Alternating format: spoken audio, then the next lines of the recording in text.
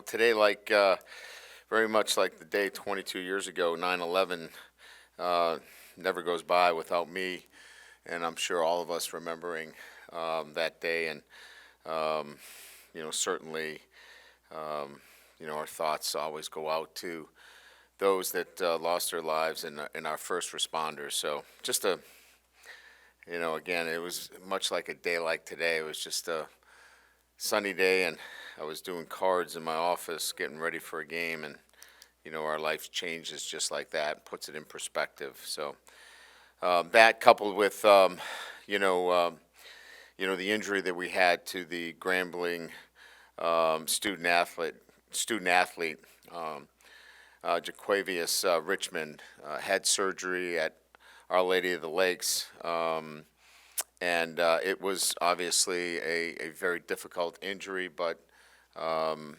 the surgery was successful. It is going to be a long and difficult recovery, but we're very hopeful. And the prognosis is that obviously he'll be able to have full movement in his arms and legs. And clearly it's a very difficult injury, but that again we're very hopeful that he's able to have a very successful outcome. So, not to be somber, but wanted to make sure that we touched upon some of those things.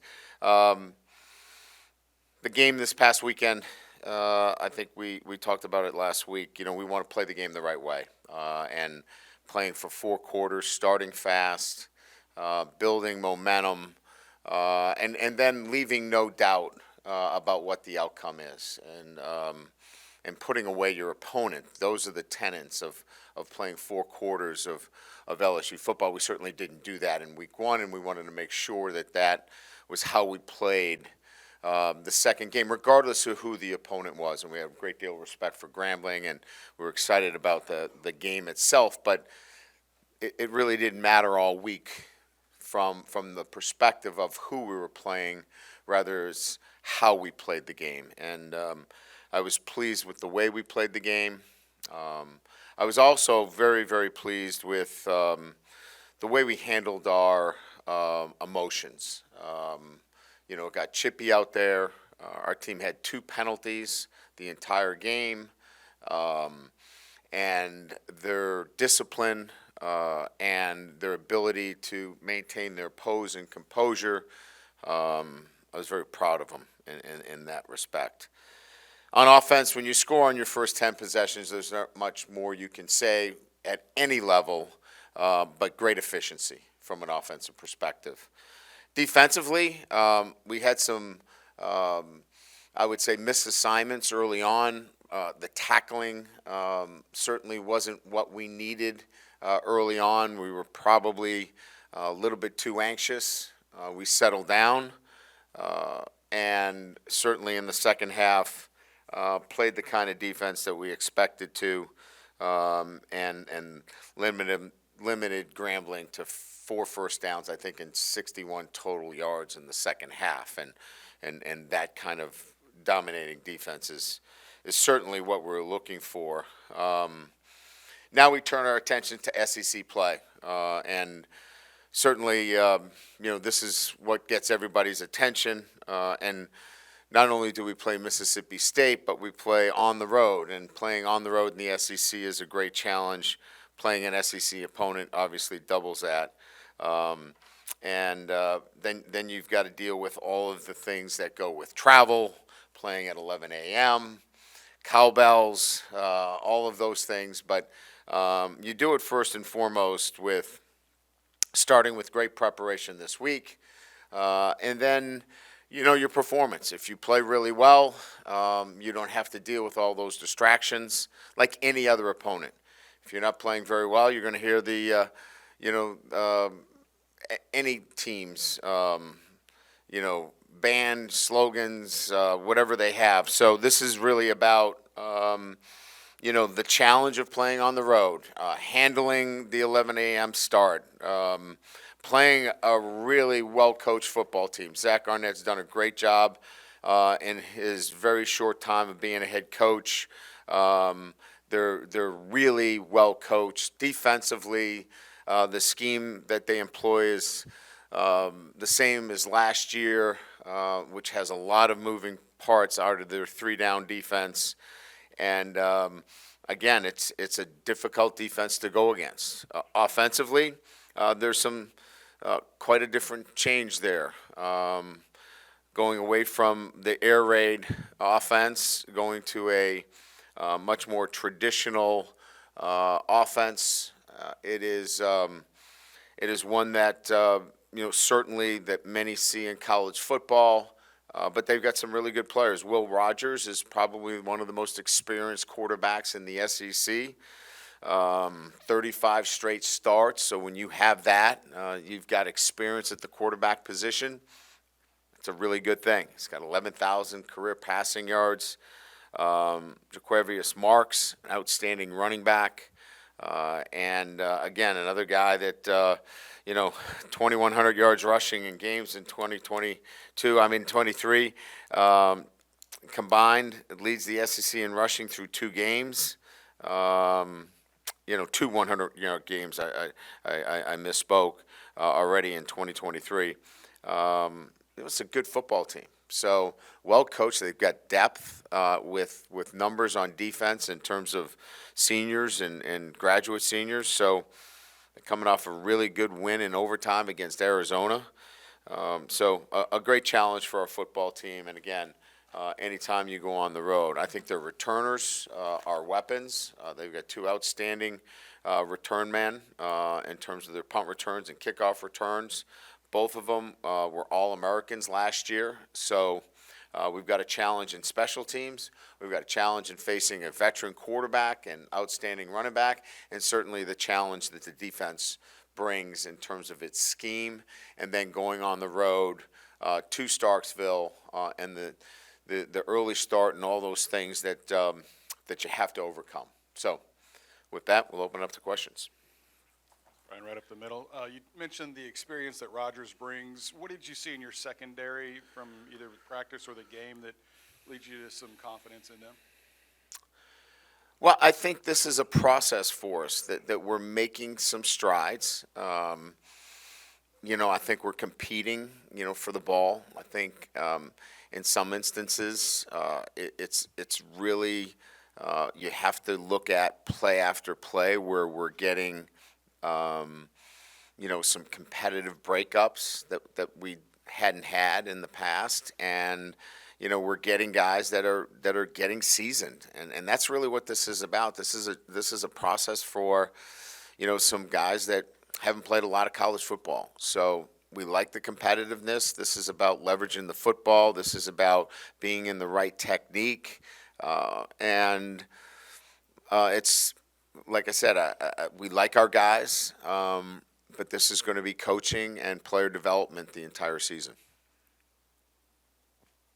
Hey, Coach, Will Rogers only threw the ball 17 times last week. So what's new about defending him, and what's the same, I guess? Well, his efficiency was high. It was 13 for 17. So, they're going to put him in really good positions to throw the football. He's an accurate thrower of the football. They want to run the football, and that's the change relative to their offensive structure. But they were explosive when they threw it, and the design now is such that they're going to play to their defense and set up the run through play action pass, take shots down the field. And I think it's going to really suit him. He's extremely accurate. He takes care of the football. He's really smart. So in the game that they played, it really allowed them to pick their spots in terms of when they needed to throw the football. Brian in the middle. You mentioned in your open a couple times having to deal with playing at 11 a.m. A couple of games last year at 11 a.m. weren't great. Are you going to do anything differently, or how do you approach what you did last year for the early kick? Well, not that we would do anything differently, but we do things in our preparation that matches an early start. For example, in our practice schedule, we'll do some things that accelerate, our team articulation. In other words, we're not going to go individual and work our way into group and then get to team. We'll go to team right away. You got to turn it on immediately. We'll do some things relative to getting our senses awakened earlier on game day. We're going to start with our team meal at around 7:20 in the morning. We're going to have an hour bus ride. So, we'll have to handle all of those things a little bit differently than a normal routine. We have a shakeout during a night game, so this is going to be a totally different schedule than that they've been presented with. So we'll use some of the things we did last year, and I think that sets them up for a little bit more of an understanding of what that day is going to look like. Coach, kind of piggybacking on what Mike asked, did you think in fall camp that it would be this challenging back there in the secondary this early in the season? Yes. Yeah, we knew that we were playing new players back there, and the challenges were going to be in developing players with very little experience, but with talent. But talent is only one part of the equation. It's developing, the consistency and doing the little things that require playing at a high level, tackling, leveraging the football, being in the right leverage, whether it's inside leverage or outside leverage, raking through the basket, when the ball's in the air and getting it out, and which we've done, much better in week 2. So I think all of those things were going to be work in progress for us. We competed well for the ball in the air. I think what we'd like to see better is our technique to improve, the fundamentals, and probably the tackling. Hey, Coach, I'm curious with Mac Markway, what did he do to not play football those final couple years of high school as he rehabbed and he was injured to put himself in a position to where he's playing a lot as a true freshman? And kind of how do you think he's looked for a couple weeks? I think, that was a personal decision that he made and his family made relative to not playing his senior year. I think he felt like he was in a really good position in understanding the nuances of what he was going to do in high school. As you know, he's a mid-year enrollee, so he got the spring football, which helped him quite a bit in understanding the offense and coming in and playing football. I think not playing again when it came to his situation had a lot to do with, the 2 knee injuries more so than anything else. And I think he was in a pretty good position in terms of the knowledge base of the tight end position. So when he came in, this was much more about learning our system. I think he did a pretty good job of picking it up, and I think he's accelerated because he had that, background and getting the spring. He's done a pretty good job. I mean, I think, the things that he's improved in is this summer, his movement skills in space. He's a lot smoother. As you know, he's a big kid that can block in line, and he's done a nice job in terms of consistency blocking in line. And now it's refining his skills in space and catching the football. Hey, Coach, if we could maybe just get an injury update from you, and then also you mentioned just talking about Zalance Hurd and just wanting to go back and evaluate that tape. What did you make of his debut, and is that something you guys are going to lean into going forward? Yeah, we have 2 probables. We have probable is Mason Taylor, and probable is Omar Spates. We liked his presence in the lineup. He was assignment correct. He was physical at the point of contact, and we felt like, by and large, for a first time in a collegiate, football game, he handled the emotions of the game very well.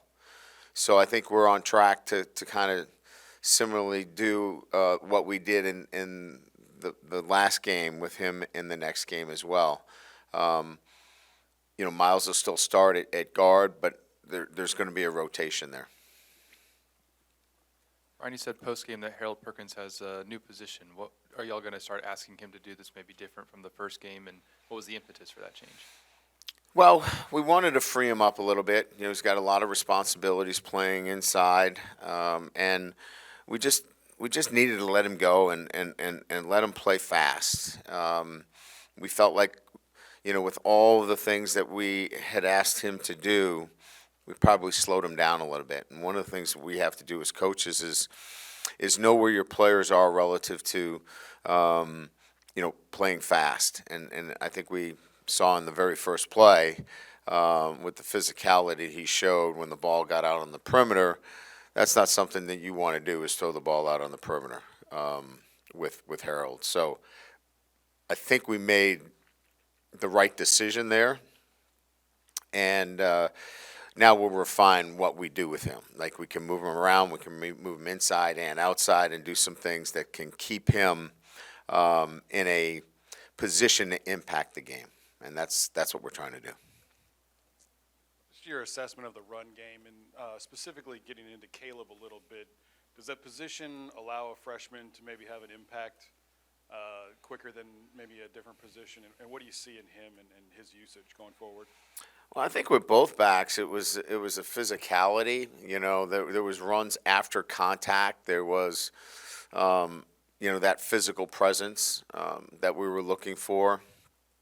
But obviously, look, no disrespect to our opponent, but it was not an SEC opponent. And so we were able to control the line of scrimmage, and do it with regularity. So I think we'd be standing here with a whole different feeling if we weren't able to control the line of scrimmage. So I think we just, we were more diversified in our running game. As you saw, we ran, probably 4 or 5 different schemes up front. But the goal here was to get off the ball. And that's what we did. We got off the ball, we ran hard, we featured 2 new backs that we hadn't seen, and we liked the results. Now let's move forward with that. Brian, I also have a running back question. Given how well he did in his debut, and the fact that you have John Emery coming back to add to the mix this week, are you looking for a back to be that predominant guy like maybe Logan could be, or do you want to continue to be a big mix of players there? I think what you've seen is that, we're going to feature a guy that's feeling it and is hot, if you will, but we have enough depth that we can spell a guy. And I think that's a good thing. And, Mississippi State ran 5 backs on Saturday. They still have a featured back, but they were still able to get 4 or 5 deep in the running back situation. And I still think that we're in the position to find out who that featured player is. But I still think we can play multiple backs and still have the kind of continuity at the position that's necessary. Coach, with this being the start of SEC play, is this kind of not a reset button, but to see how much you've improved in the last 2 weeks since the Florida State game moving forward? Oh, yeah. No, there's no doubt. Look, we made a great deal of improvement in just the way we think. And that, to me, was the most important thing, thinking the right way about how to play for 4 quarters. Now we got to take that against an SEC opponent in terms of the technical, the tactical, all of those things now are going to be on display. When you miss a tackle in space, it's probably going to go for a touchdown, not a 35-yard, run. So that's the next challenge for us as we go into SEC play. Hey, Coach, right in the middle. So Mississippi State has one of the top rushing attacks in the SEC, led by Jaquavius Marks. How were you guys prepared for their rushing attack defensively? Well, we know what we're getting, right? I mean, this is a lot. this is a lot different than what we've seen in the past. This is clearly something that we'll be able to prep for and prepare for during the week. But Will Rogers is an outstanding quarterback as well. He's not going to, hand the ball off if there's 9 guys on the line of scrimmage. He's very capable quarterback. So you got to be defeating, blocks at the line of scrimmage. We've got to have some gap integrity, and we got to play similar to the way we played in the second half. Yeah, Brian, could you talk about your history with Logan. I mean, how did you get about New Orleans when you were at Notre Dame? What was the attraction when you found out about him? Yeah, so we were looking for somebody that could change the dynamics of our running back room, and we liked. We just liked the way he played the game. He was somebody that had an edge to him. He was a guy that was featured in the passing game. As a running back, it was pretty evident that he had the skills necessary to play at the highest level. And he was a really good student. And those things were prerequisites in terms of the recruiting process. And then there was a connection there relative to former players that from that area that did well at Notre Dame. So, that was a good hook, if you will, to start. And then it was just a matter of convincing him to leave Louisiana, which was not very easy at all. I think it was probably my incredible personality. All right, it's a joke. It's going to be front page of every newspaper, and you just can't do it around here anymore. But no, I mean, it was. I think it was a combination of the ability to come in and play right away, because we didn't have a lot of depth at the position. And then the academics. I think he was looking for both, and I think that was probably the motivating factor. Coach, over here on your right. From your perspective, what did Mason Smith look like on Saturday night? How do you look? How do you feel? He was excited to play, and he played hard. But you can imagine, there was a little bit of rust, having not played in over a year. And I'm sure he's anxious to get back out there this weekend. Brian, just purely on field, what did you kind of evaluate with Denver going back over the film there, and where do you want? What next steps as a corner do you want to see him start to take? Yeah, I liked his. I liked his demeanor.